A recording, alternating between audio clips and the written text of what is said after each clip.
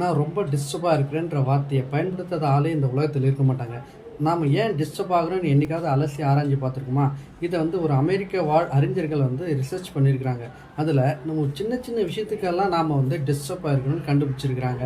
உதாரணமாக, mobile charge இல்லை, வீட்டில் பவர் இல்லை, ஃப்ரெண்ட்ஸ் நியூ பைக் வாங்கியிருக்கிறான், அவன் நியூ மொபைல் வாங்கியிருக்கான், அதிக மார்க் எடுத்திருக்கான். இது மாதிரி நம்மை சாராத காரணங்களுக்காக நாம் அதிகமாக டிஸ்டர்ப் ஆகிருக்கோம். ஸோ அதாவது எல்லா காரணத்துக்குமே நம்ம காரணமே இல்லாமல் டிஸ்டர்ப் ஆகிருக்கோம் அப்படின்னு கண்டுபிடிச்சிருக்கிறாங்க. சரி, நம்மோட மனசு அதிகமாக காயப்பட்டு அதோட இயல்பு நிலையே மறந்து நாம் எப்பவும் சோக நிலைக்கு தள்ளப்படுறோம் அப்படின்னு கண்டுபிடிச்சிருக்கிறாங்க. ஸோ இப்போ நம்ம ஊர் ஆள் என்ன பண்ணுறாரு, நான் ரொம்ப டிஸ்டர்பாக இருக்கிறேன் அப்படின்னு சொல்கிறதுக்காக ஒரு சாமியார்கிட்ட போயிருக்காரு. அந்த சாமியார் என்ன பண்ணியிருக்காரு, நீங்கள் எப்போல்லாம் டிஸ்டர்ப் ஆகிறீங்களோ இந்த குரங்கு நினைங்கன்னு சொல்லியிருக்காரு.